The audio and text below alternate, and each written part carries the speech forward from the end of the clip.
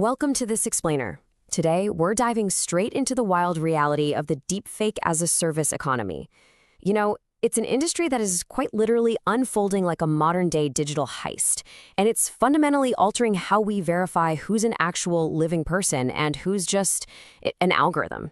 Let's kick things off with a pretty staggering fact right out of the gate. $5. Yep, $5.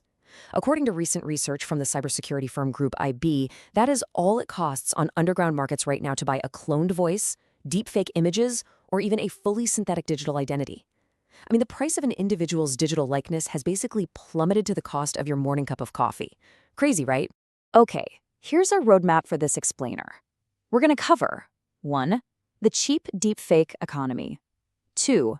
Bypassing digital security. 3. How the hacks actually work. 4. Scams and influence campaigns. And 5. The cybersecurity arms race. Let's get into it. Section 1. The cheap deepfake economy. The commodification of generative AI. Listen, the days of deepfakes requiring elite hacker skills, massive computing power, and weeks of rendering, those days are completely over.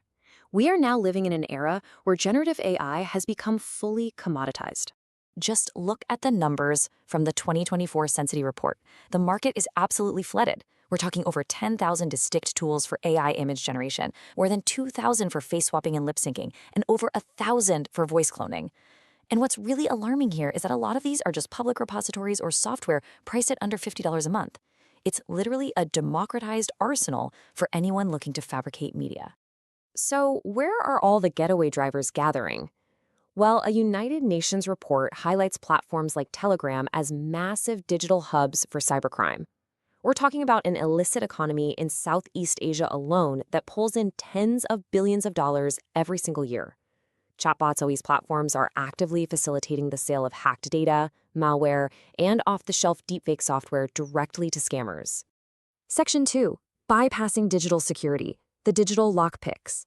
So how exactly are criminals taking these cheap $5 tools and using them to break into our banking apps, our crypto wallets, and our digital accounts? Well, they're attacking the very systems designed to keep them out. Think of standard digital onboarding, KYC or Know Your Customer, as a digital bouncer checking your ID. It relies on 3 specific steps: verifying your physical document, conducting a liveness check to make sure you're an actual breathing human in front of the camera, and then matching your live face to the ID. It's essentially a bouncer who just wants to make sure you're breathing and match your photo. But here's the massive vulnerability. Attackers often only need to defeat just one of these checks to bypass the entire system and open a fraudulent account. To prove just how relentless this threat has become, consider this metric. Group IB recorded over 8,000 attempts to bypass just one single financial institution's liveness checks in an 8-month span. 8,000!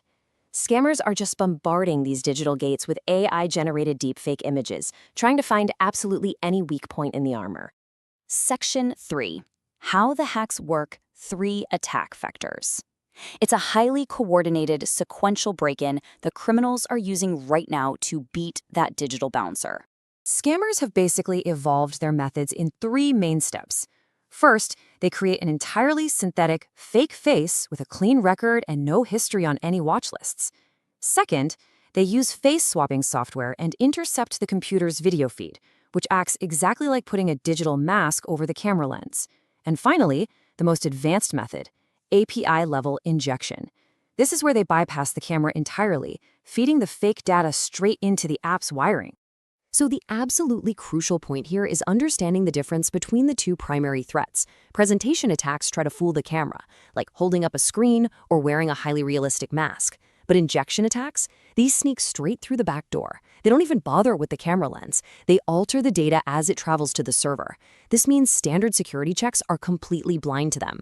Single-frame liveness checks, which just look to see if an image is human, are completely failing against these invisible, intercepted data streams. Section 4. Scams and influence campaigns. The collateral damage. Now, this technological heist isn't just resulting in billions of dollars in financial fraud. This exact same technology is actively being weaponized on a global scale to distort geopolitical truths. Depending on the end goal, you have very different threat actors deploying these deepfakes. On one hand, you've got financially motivated fraudsters trying to bypass banking KYC. But on the other hand, you have state-backed cyber soldiers, intelligence agencies, and hacktivists. Their goal isn't your bank account.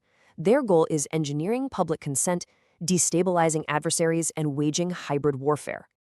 When we examine synthetic imagery from global events, like the Israel-Hamas conflict, we can objectively see the sheer mechanical sophistication being used to fabricate scenarios.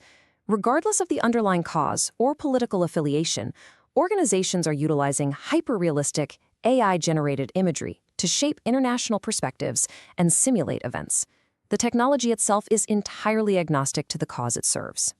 Whether it's simulating conflict events to undermine an enemy's stability or manipulating democratic elections by fabricating audio of political candidates, these influence campaigns exploit human trust.